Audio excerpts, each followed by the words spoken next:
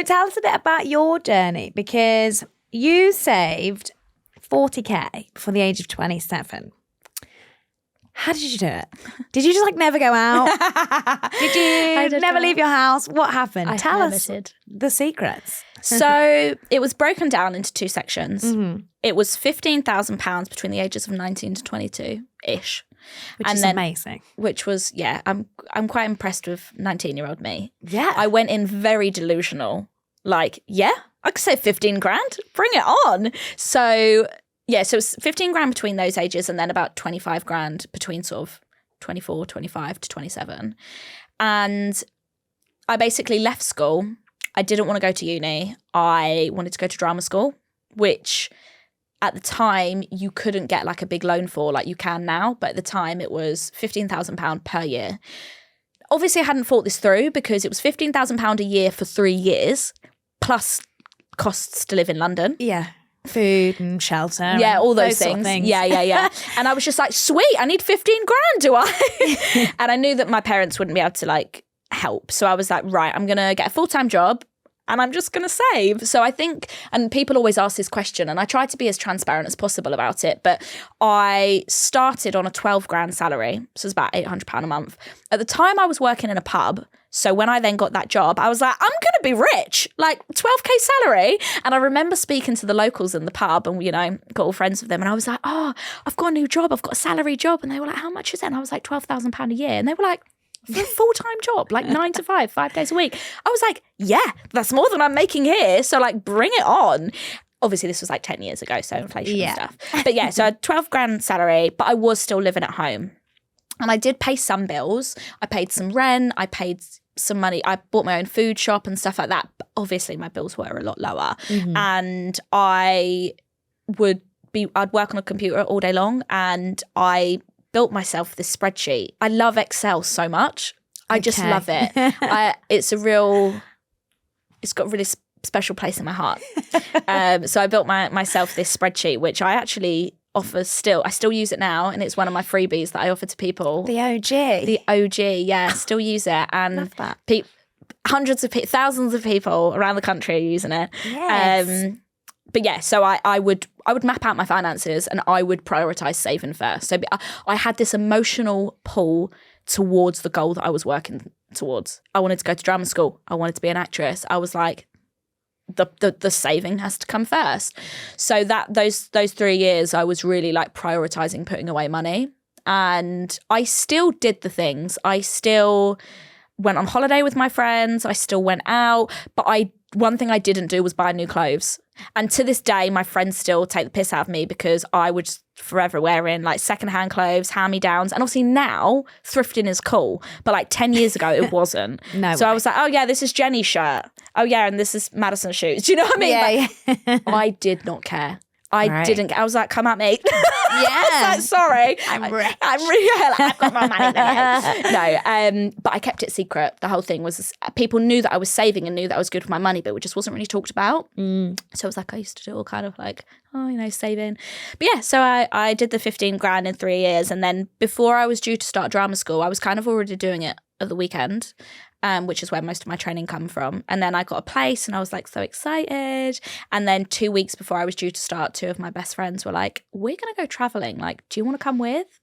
And I was like, ugh, like lifelong dream of going to drama school or traveling the world with 2 best friends. Like, what are the chances of being able to do that? Because so many people like, I want to travel, but my friends can't. My friends aren't ready. My friends have settled down. My friends can't afford it. And I was like, oh, this feels like an opportunity I can't miss out. Wow. So I chose to defer my pace at drama school, took the 15 grand and went to like Australia, Bali, Thailand, Cambodia, like all the cool places. I was traveling for about 7 to 8 months. So it was really cool. Dreamy.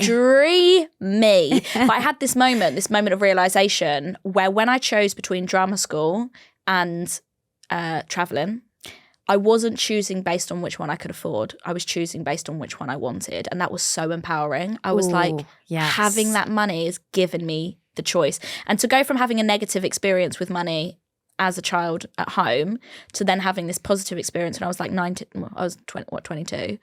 I was like, oh my God. And I think that really ignited like and just a whole new like perspective on money for me.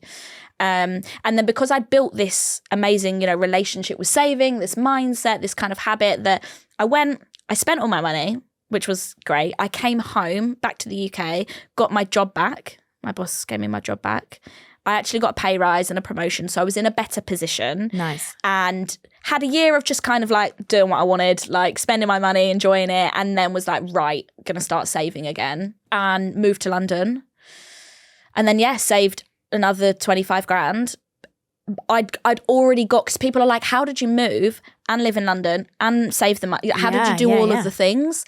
But I think the mindset side of it was a huge part, because I honestly believed I could do it. There was no two ways, like, I'm moving. I was like, I've done it already. Why can't I do it again? And when I'd moved to London, yes, I had higher rent, but I was also on a higher salary. So it probably balanced out. Right. And was it that moment when you sort of realised you had options that got you into, or got you onto the path of going from wanting to be an actress to a money mindset coach? Yeah, like it is one of those things where I kind of like fell into it, right? Because my entire identity had been wrapped up in being an actress. I'd go to a house party and my friends are like, this is Laura, she's going to be an actress. Yeah. I was like, me? And when I was traveling, decided that actually I don't think I want that lifestyle. I don't think it's a really weird world. Like I was so committed to it, but it's hard. Yeah. So hard. You walk into a room, into a casting room, and there's 10 other people that look the exact same as you.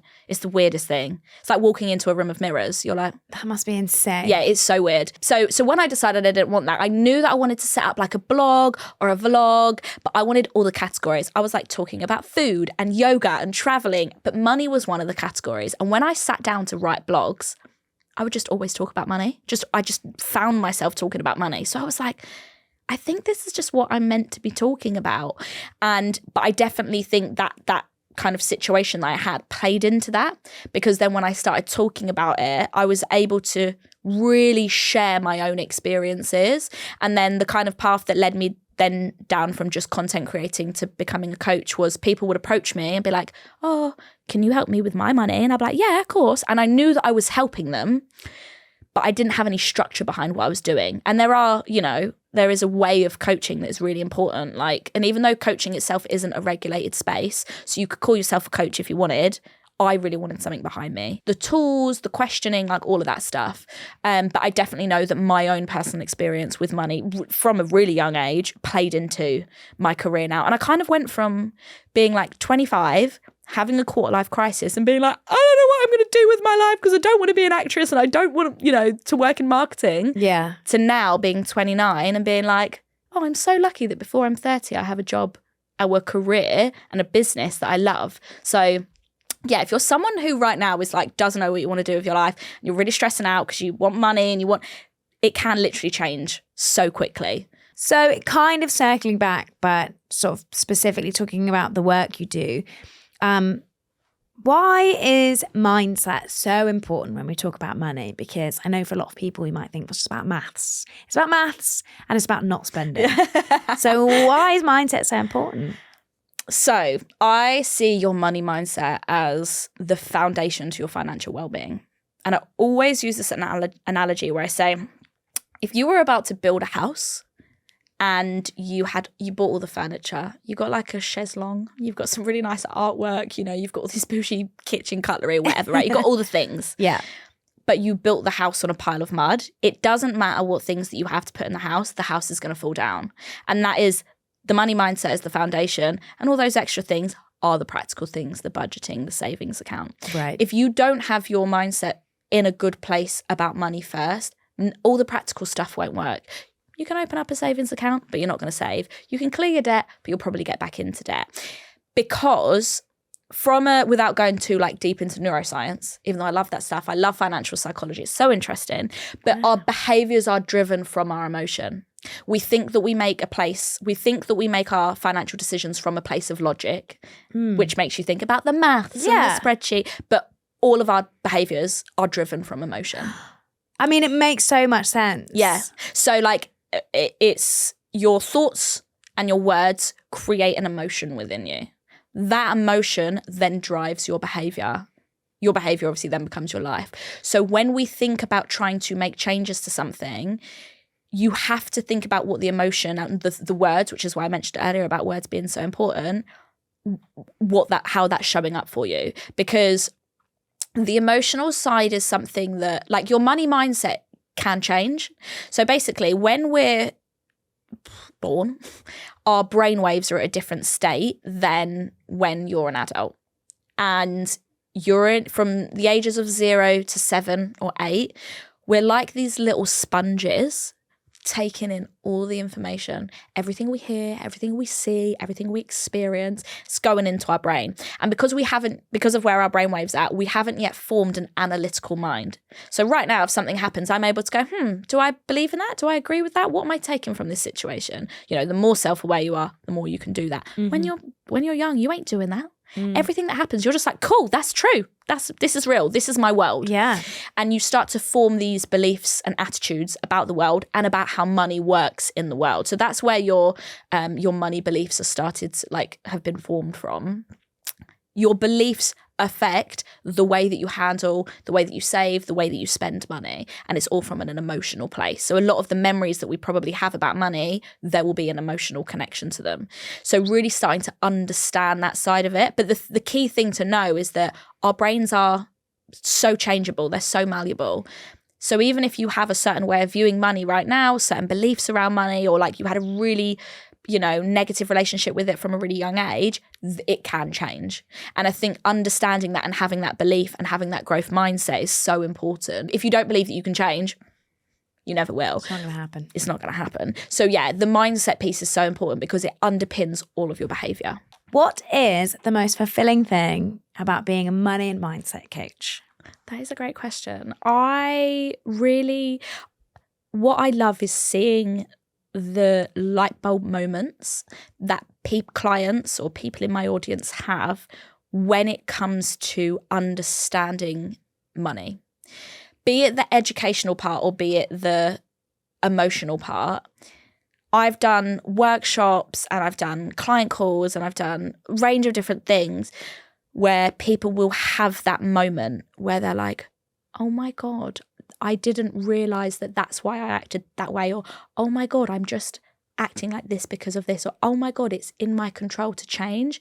And because, as we know, money is one of the biggest stressors in the UK for people, and it doesn't need to be. Not all of the time is it purely a financial thing, it's an emotional thing. So like there are so many transformational moments that people have, and it's not me changing my clients' lives, it's them changing. I'm just a facilitator of that. But it is honestly just the most magical thing, like hearing how it changes people's lives.